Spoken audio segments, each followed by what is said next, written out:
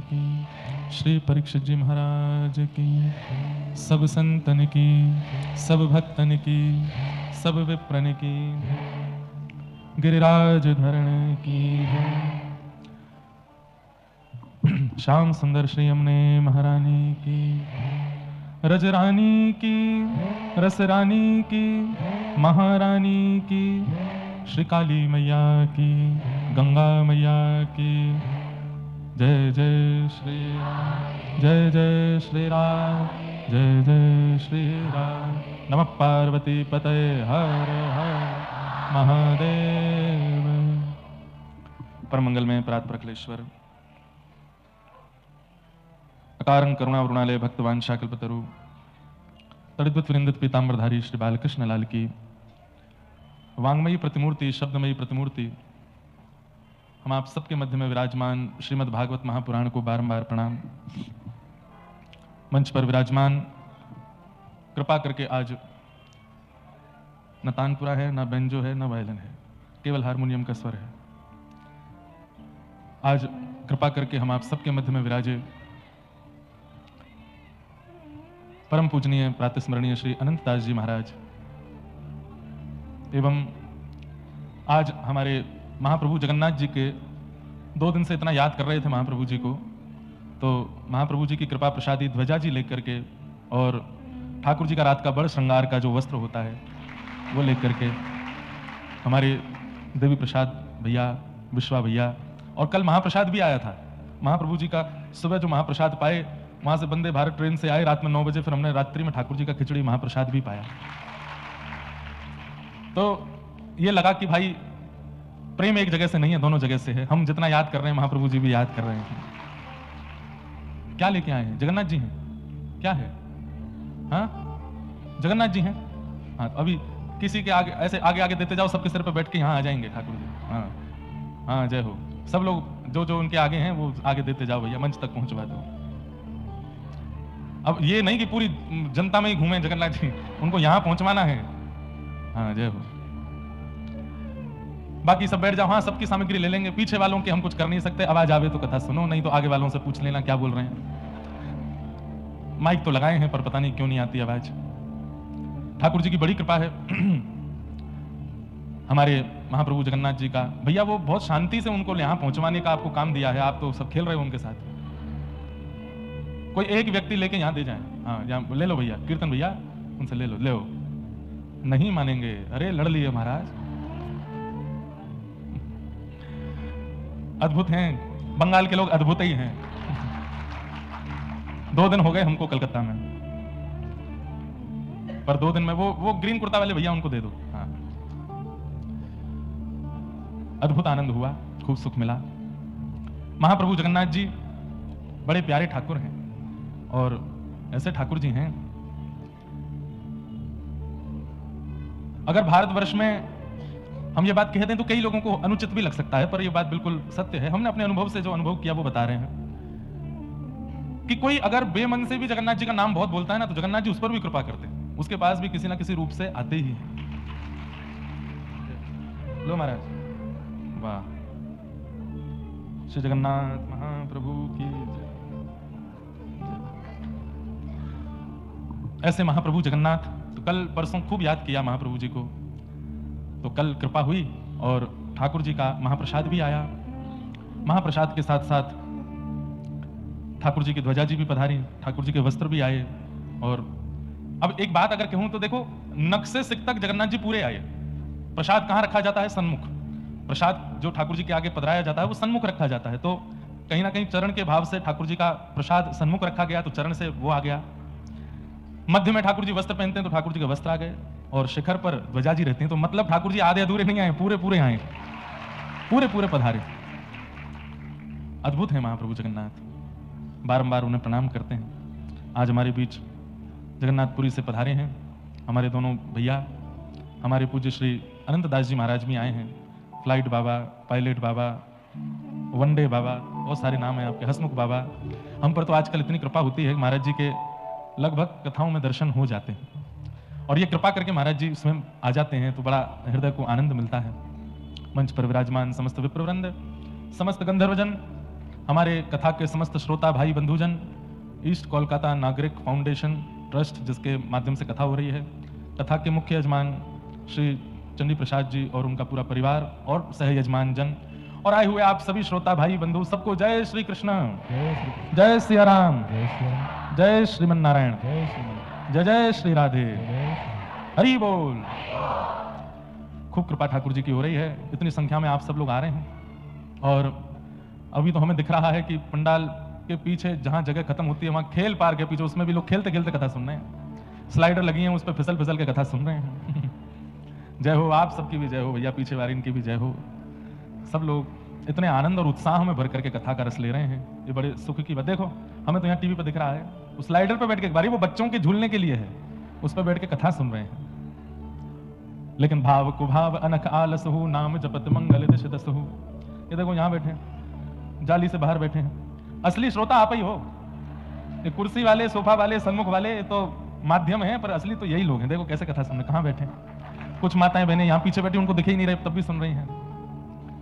यत्र तत्र जहां भी बैठ के आप लोग सब रस ले रहे हो कथा का, ये सब उत्साह देख करके मन बड़ा प्रसन्न होता है। बंधुओं, भगवत प्राप्ति में आपने तप कितना किया, जप कितना किया, नियम कितने किए, अनुष्ठान कितने किए, व्रत कितने किए, ये आवश्यक है, पर उससे भी कई गुना ज्यादा आवश्यक है कि वो कितने उत्साह के साथ किया।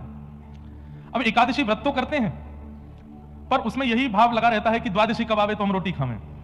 ऐसी एकादशी कोई काम की नहीं।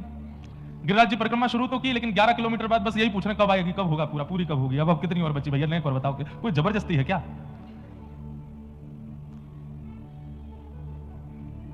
ठाकुर जी के किसी भी नियम को प्रारंभ करने में उत्साह रहता है व्यक्ति में, लेकिन जब मध्यस्थता आती है तो व्यक्ति बस यही सोचता है पूरा कब होगा। लोग हवन करते हैं तो हवन प्रारंभ में तो उत्साह में बैठते हैं, लेकिन मध्य में पंडित जी कितनी देर का और है, जल्दी करवाइए ना। पूजा होती है तो उसमें भी यही भाव। ये जो जल्दीबाजी पूरी दुनिया में रहती है, लेकिन ये ठहराव ठाकुर जी के संबंध में जब नहीं रहता है ना, तो उसको करने का कोई अभिप्राय नहीं है, उसको करने का कोई औचित्य नहीं है, उसको करने का कोई फल नहीं है। उत्साह सबसे ज्यादा आवश्यक है। आप लोगों में से कलकत्ता में कथाएं होती रहती हैं, ध्रुव चरित्र सबने सुना है। 5 महीने में ठाकुर जी मिल गए। क्या सिद्ध हुआ कि भगवत प्राप्ति के लिए कोई समय निश्चित नहीं है। हम लोग कथा में सुनेंगे कि भगवान कपिल के पूज्य पिताजी कर्दम ऋषि, उनको 1000 वर्ष की तपस्या से ठाकुर जी मिले, और वहीं आगे चलकर के ध्रुव जी को 5 महीने में मिल गए। तो ठाकुर जी क्या देखते हैं कि आपका तप कितना बड़ा है, आप कितने घंटे एक आसन पर बैठते हो, कितनी देर ठाकुर जी की पूजा करते हो, यह आवश्यक नहीं है। क्योंकि कई लोगों को इसका भी सूक्ष्म अभिमान हो जाता है कि हम इतनी देर पूजा करते हैं। कई सेठों के घर जाते हैं, कई लोग मिलते हैं, तो वो सबसे पहले, महाराज जी 5 बजे उठता हूं पिछले 30 साल से, स्नान करके 5:30 बजे ठाकुर जी की सेवा में बैठता हूं, और उसके बाद 9:30 पौने 10 बजे ही चाय पीता हूं। क्यों आवश्यक है ये बताना? अगर ये इतना बड़ा तप होता तो फिर ठाकुर जी मिल गए होते, चाय पिलावे ठाकुर जी आ जाते।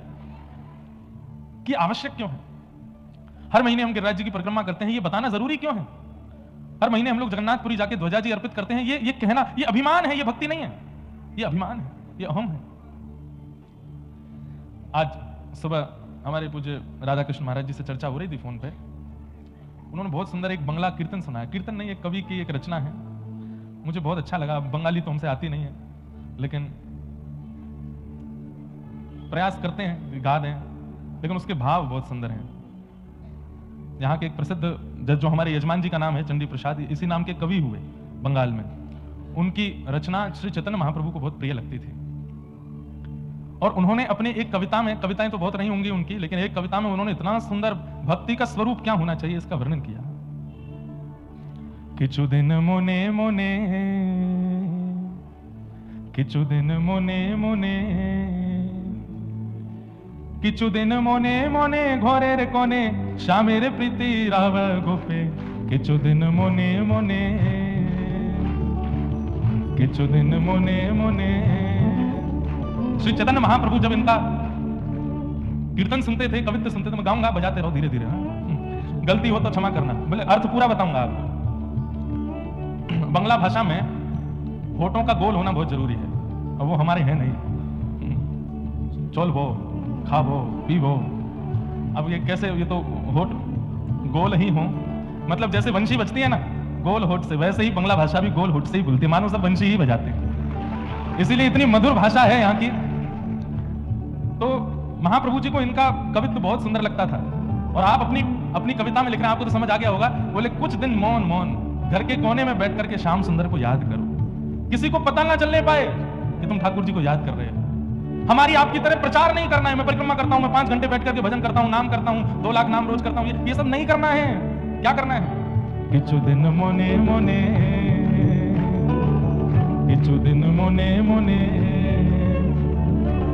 किछु दिन मोने मोने, घोरेर कोने श्यामेर प्रीते राखे गोपेरे, किछु दिन मोने मोने।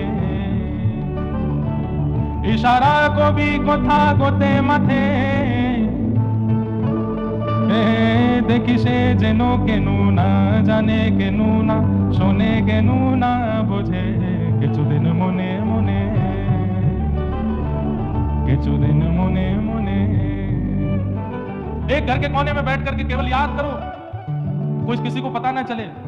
कोई पूछे कि तुम क्यों रो रहे हो, तो कह देना कि पीड़ा में हूं इसलिए रो रहा हूं। ये नहीं पता चलना चाहिए कि कृष्ण की याद में रो रहे हो, वृंदावन को याद करके रुदन कर रहे हो, ये किसी को पता नहीं चलना चाहिए। ये भक्ति का एक ऐसा स्वरूप है कि जितना गोपनीय रखा जाएगा उतना बढ़ेगा, जितना इसको गुप्त रखा जाएगा उतना प्रीति बढ़ेगी ठाकुर जी से। किछु दिन मोने मोने, किछु दिन मोने मोने, किछु दिन मोने मोने, किछु दिन मोने मोने। चंडी प्रसाद जी अपने, अब मैं पूरा गाऊंगा तो उल्टा सीधा गवेगा, अर्थ बता देता हूं, अर्थ कितना सुंदर है। वो कहते हैं कि जब रो रो करके तुम्हारे वस्त्र गीले होने लग जाएं और तभी कोई तुम्हारी ओर देखे और वो देख करके पूछे कि तुम्हारे वस्त्र गीले कैसे हो गए, तो कह देना मैं फिसल गया था, गंगा जी में गिर गया था इसलिए वस्त्र। ये पता मत लगने देना कि तुम रोए थे इसलिए वस्त्र गीले हुए। इसको मौन रखो, भक्ति को छुपा के रखो। कोई तुमसे पूछे कि तुम कहां जा रहे हो, तुम तो जा तो वृंदावन रहे थे, लेकिन जब निकलो कोई पूछे कहां जा रहे हो, तो बोल देना कि मैं काम से कुछ खाने पीने जा रहा हूं, दक्षिण की ओर जा रहा हूं। उत्तर मत बताना, स्थान का नाम मत बताना, इसको गोपनीय रखना। कृष्ण को किसी को पता ना चले कि तुम कृष्ण विरह में हो, तुम कृष्ण प्रेम में हो, कृष्ण प्रीति में हो। भक्ति को मौन रखो, भक्ति को छुपा के रखो। और फिर अंत में उन्होंने एक बात कही है, उत्तर जावी सत्तारे होवी। अब मैं बोल रहा हूं उल्टा सीधा हो तो अब ठीक कर लेना। उत्तर जावी सत्तारे होवी, नीली भी आम भी जाई देखिने, रसिक जाने रोसेर मीरम रोसेर मरम, अरसिक जाने बेकेने, किछु दिन मोने मोने। शाम शाम समेरे नाइते जावी, जल के परस करीब केने, सायर सतर दिए अशब फिरे, गायर बसन भिजवे केने, किछु दिन मोने मोने। भैया ये प्रेम की बात है, इसको सबके सामने मत बोलो, रसिक ही जानते हैं। हमारे व्रज के रसिक संत कहते हैं, रसिक जनन रसिकन की बातें रसिक बिना को समझ सके ना। एक बात बोलें, आप कितना भजन करते हो, जब किसी अरसिक के सामने बोल देते हो उसी दिन से आपका भजन घट जाता है। आप कितना ठाकुर जी से प्रेम करते हो, ये किसी संसारी व्यक्ति को जब पता चल जाता है, आपके मुख से बताने पर पता चल जाता है, उसी दिन से आपके भाव में कटौती होने लगती है। इसलिए सबको मत बताइए कि आप कैसे भजन करते हो, कितना भजन करते हो, क्या नियम करते हो, ये सबको बताने की आवश्यकता नहीं है। अब मैं पूरा भजन तो हमसे नहीं घबरा, और जाते जाते गा के ही जाऊंगा, मैं भी हटीला हूं, मानूंगा नहीं। बंगला भाषा जाते जाते बूझते पारो, समझ जाऊंगा। आते हैं एक दो पद तो मुझे बंगला भाषा में भी आते हैं। हमारे वृंदावन में बंदर, बनिया, ब्राह्मण और बंगाली ये 4 ही तो हैं। हमारे वृंदावन में हर दूसरे घर के बाद आपको एक बंगाल के भक्त मिलेंगे। हमारे वृंदावन को ये जो नाम और ये जो ध्वनि के साथ सुबह सुबह 4 बजे 3 बजे से जो ये कीर्तन प्रारंभ होता है, कौन करते हैं? हमारे बंगाल के वैष्णवी तो रहते हैं वृंदावन में। हमारे बंगाल के वैष्णवों की ही भजन की पद्धति आज वृंदावन में चल रही है। क्या हो गया? आवाज नहीं आ रही? क्या हो गया?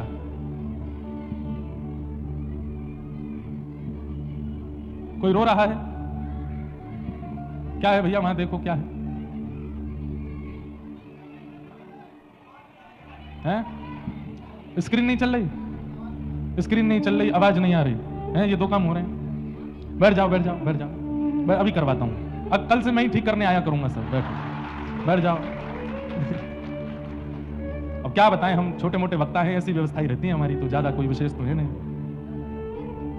बैठ जाओ, बैठ तो जाओ, करवा रहे हैं। दरवाजा खोलना है। भैया खोल दो दरवाजा, खोल दो, आने दो श्रोताओं को, बैठने दो भैया, जहां जगह मिले बैठने दो, आने दो, अंदर आने दो, ऐसे मत रोको किसी को भी। अब बैठ जाओ, बैठ जाओ। हमको भैया कथा की भरपाई करनी पड़ेगी। हमने अपने सब भक्ति पथिक जो सेवादार हैं बेचारे जैसे भी हैं सबसे बात की है, कलकत्ता के कुछ वैष्णवों से भी बात की है। बहुत सारे वैष्णव कथा से वंचित हो गए। हम इसकी भरपाई इसी साल दोबारा कलकत्ता आके कर देंगे। और अब कथा का समय तो 29 तक हमारे पास खाली नहीं है, लगातार कथाएं हैं, पर एक वैष्णव हैं, उनसे हमने प्रार्थना की है कि आपकी कथा हम बाद में कर देंगे, हमें ये समय खाली दें तो हम कलकत्ता दोबारा जाकर के जितने वैष्णवों को कथा का रस नहीं मिल पाया फिर से करें। और बोनस के साथ करेंगे। बोनस के साथ ये होगा कि हम साल भर में एक ही बार ठाकुर जी का ऐसा करते हैं कि कथा भी और उत्सव भी, पर एक बार कलकत्ता में भी ऐसे ही करेंगे। और अभी जितने गिले शिकवे हैं सब हमारे क्षमा कर देना भैया। आप लोगों में से कई लोगों के बहुत संदेश भी आए, बहुत लोग बैठ नहीं पाए। हमें नहीं पता था कि यहाँ के इतने सारे वैष्णव यहाँ इकट्ठे होंगे। आप सब लोग बिल्कुल निश्चिंत रहिए और इस साल को अंत पूरा नहीं होने देंगे। दिसंबर से पहले पहले दोबारा आएंगे कलकत्ता और फिर से आप सबके मध्य। इसके लिए एक व्यक्ति हैं, उनकी 2 साल की कथा है, उनको थोड़ा बलिदान तो करना पड़ेगा, पर आप सबको जो सुख मिलना चाहिए वो देंगे। इस बार के लिए आप थोड़ा सा एडजस्टमेंट कर लीजिए। जो वैष्णव भार हैं उनको बैठवा दो भैया, और हम इसका जो भी भरपाई है वो जल्दी कर देंगे। लाल जी का उत्सव कथा एक साथ करेंगे, खूब सुंदर आनंद होगा। के चो दिन मोने मोने, मैं मानूंगा नहीं, इसको गा के ही जाऊंगा पूरा, चाहे मुझे अंतिम दिन तक आना पड़े। लेकिन हमारे बंगाल में बंधुओं ऐसे ऐसे भक्त हुए, अगर मैं केवल वही करेंगे जो कथा यहां दोबारा करेंगे नवंबर दिसंबर जब भी समय मिलेगा, तो बंगाल के जितने भक्त हैं चैतन्य महाप्रभु के चरित्र के साथ उन सबके चरित्रों को कहते हुए यहां बंगाल के भक्तों का चरित्र, आपको भी तो पता चले कि आप किस भूमि पर रहते हो। श्री रघुनाथ दास गोस्वामी, हमारे श्री नामाचार्य हरिदास ठाकुर, रूप सनातन गोस्वामी, मधु पंडित गोस्वामी, श्री गौरांग महाप्रभु, श्री निताई महाप्रभु, कैसे कैसे आचार्य हुए हैं इस बंगाल की भूमि में, जिनकी कृपा से आज पूरा विश्व हरिनाम संकीर्तन और ठाकुर जी की सेवा में प्रवृत्त हो रहा है। तो उसी भाव को लेकर के सबके बीच में रहेंगे, करेंगे कथा का क्रम। अभी आप सब लोग जहां कहीं भी हैं वहां बैठ जाइए प्रेम से। कथा क्रम में हम लोग प्रवेश करते हैं। कल ठाकुर जी का मधुर जन्मोत्सव होने वाला है और कल भीड़ भी दुगनी तिगनी होगी। क्या करेंगे, कैसे करेंगे? कलकत्ता में इतना आनंद आप सब वैष्णव जन कर रहे हैं, देख के बहुत सुख मिल रहा है। तो कल हम लोग श्रवण कर रहे थे कि वेद व्यास जी महाराज ने श्रीमद् भागवत की रचना मानव कल्याण के लिए की। भागवत जी की रचना हुई, व्यास जी ने अपने पुत्र श्री सुखदेव जी को कथा का दान किया और श्री शुकाचार्य जी महाराज ने यही कथा अपने मुख से परीक्षित जी को श्रवण कराई। परीक्षित जी कौन है? इस संदर्भ में महाभारत का प्रसंग सुनाया गया। बहुत सावधानी से सब लोग बैठिए और कथा श्रवण करो। यदा मृधे कौरव संजयानाम वीरस्वथो वीरगतिम गतेषु भ्रकोदरा विग्ध गदा विमर्श भ्रगनोरुदंडे धृतराष्ट्रपुत्रे। महाभारत का युद्ध अपने अंतिम पड़ाव पर चल रहा था और तभी भीम की गदा के प्रहार के कारण धृतराष्ट्र की जंघा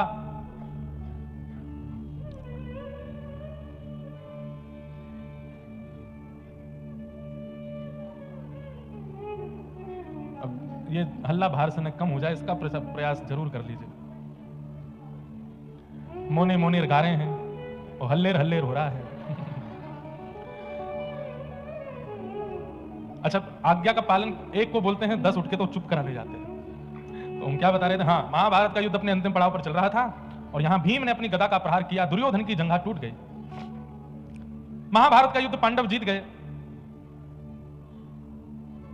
कौरवों के दुर्योधन को बदले की इच्छा होने लगी और उसने तुरंत गुरुपुत्र अश्वत्थामा को आज्ञा की है कि तुम जाओ और सोते हुए पांडवों को मार दो। बंधुओं, एक बात बोले आपको, वैष्णव का स्वभाव नहीं होता रिवेंज लेना। ये बदले की इच्छा जो हमारे चित्त में प्रकट होती है, ये एक वैष्णव स्वभाव नहीं है।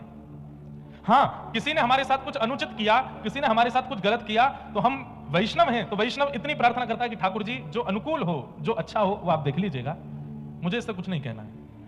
वैष्णव के चित्त में भजन के प्रभाव से दया का संचार ज्यादा हो जाता है और इसलिए वो कई बार अनुचित कृत्य करने वाले से भी कभी बदले की इच्छा नहीं रखता।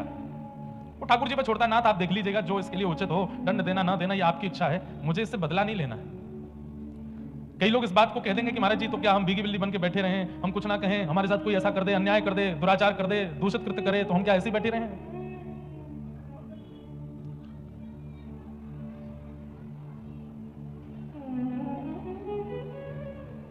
हम माइक वाले भैया का नंबर दे देते हैं, पकड़ लेना इनको, अब मैं क्या करूं? हम कह तो रहे हैं भैया अब हमारे हाथ में माइक या कुछ और की व्यवस्था तो नहीं है। बैठ जाओ, बैठ तो जाओ, क्या हो गया है? गेट खुलवाना है, खुल गया गेट, माइक भी चल गया। हम आंख बंद करके कथा कहें तो ही हो पाएगी, यहाँ तो नहीं दिखते रहेंगे तो सबके कैसे भावना पूरी करें? एक बार भैया कोई हो मंच के, एक बार राउंड मार के आओ, पीछे तक देख के आओ, क्या दिक्कत है सबको? एक आ रहे हैं चश्मा वाले भैया, इनके कुर्ता पकड़ लेना है। हमको थोड़ी देर कथा सुनाने तो भैया ने थोड़ा शांति रखो। हाँ, क्या बता रहा था मैं? तो वैष्णव के चित्त में बदले की इच्छा नहीं होती। आहा, कितना सुंदर चरित्र याद आया, नाम भी 2 दिन से याद आ रहा है, नामाचार्य श्री हरिदास ठाकुर, इसी बंगाल की भूमि में हुए। जन्म से मुस्लिम थे, लेकिन भगवत कृपा उनके ऊपर हो गई, उनको उपाधि दी गई। जैसे लोगों के आगे परम पूजनीय श्री श्री लगाया जाता है, ऐसे गौड़िया वैष्णव संप्रदाय में हरिदास ठाकुर को नामाचार्य कहते हैं। 3 लाख नाम रोज करते थे। तो जब मुस्लिम राजा को पता चला कि ये हमारे कुल खानदान का होते हुए भगवान का भजन करता है, हिंदुओं के देवता को गाता है, समझाया बुझाया, नहीं माने तो फिर कहा कि इसको मृत्यु दंड दो। तब किसी सेनापति ने कहा कि बोले मृत्यु दंड तो बहुत सरल होगा, इसको फांसी पर लटका देंगे, इसको क्या 2-4 मिनट दर्द होगा। इसने जो गलत काम किया है हिंदुओं के देवताओं का नाम लेकर के, इसको तो कोई कड़ा दंड मिलना चाहिए। बोले क्या दंड दें? बोले हाथ बांधो, पैर बांधो, बाजार में लेकर के निकलो और इस पर कोड़े बरसाओ। कोड़े में भी कील होनी चाहिए बड़ी बड़ी, तो कील जब इसके कोड़े पड़े और कोड़ा जब हटाया जाए तो पूरे शरीर को छीलते हुए निकले। राजा बोले उससे क्या होगा? बोले बाजार में जब बच्चा बच्चा इसको देखेगा, लोग इसको देखेंगे तो कल को कोई भी, अरे मुस्लिम तो क्या, दूसरी जाति के क्या, हिंदू भी अपने देवता का नाम लेने में घबराएंगे जब देखेंगे कि ये दंड मिल रहा है। तो राजा ने कहा यही ठीक है। मैंने एक दिन बताया था, हरिदास ठाकुर पर जब कोड़े मारे जाते थे तो रक्त की बूंद नहीं निकलती थी, पिचकारियां निकलती थी शरीर से। लेकिन जब वो कोड़ा पड़ता था और उस समय जब वो दोनों भुजा उठा करके और ऊंचे स्वर में बोलते थे हरि बोल हरि बोल हरि बोल, कोड़े बरसाने वाले के चरण पकड़ लेते थे और क्रोध में नहीं, नेत्रों में भाव भरे रहते, अश्रु भरे रहते। बोले बड़ी कृपा। मैं तो चाहता था कि मैं ऊंचे स्वर में नाम गाऊं, लेकिन मैंने पूरी ताकत लगाई, इतना ऊंचा स्वर मेरा पहले कभी नहीं प्रकट हुआ जितना ऊंचा स्वर आपके कोड़े मारने से प्रकट हुआ है। और मारिए।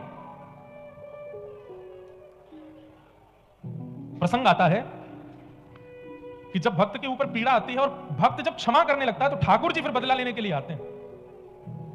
और यह बात निश्चित है, करके देख लीजिएगा। अगर आप भजनानंदी हो, अगर आप वैष्णव हो, आपके साथ कोई अनुचित कृत्य करता है, क्षमा कर दीजिए, ठाकुर जी ऐसा जवाब देते हैं उस व्यक्ति को फिर कि वही आएगा आपके चरणों में। और एक बात याद रखिएगा, वैष्णव भक्त का इस पूरे ब्रह्मांड में जिसने भी अपमान किया, ऐसा हुआ ही नहीं कि वो लौट करके क्षमा मांगने नहीं आया। एक दिन जरूर आया है, अपनी गलती का उसको एहसास हुआ है। बस वैष्णव शांत हो जाए, मौन हो जाए, उससे कुछ कहे ना।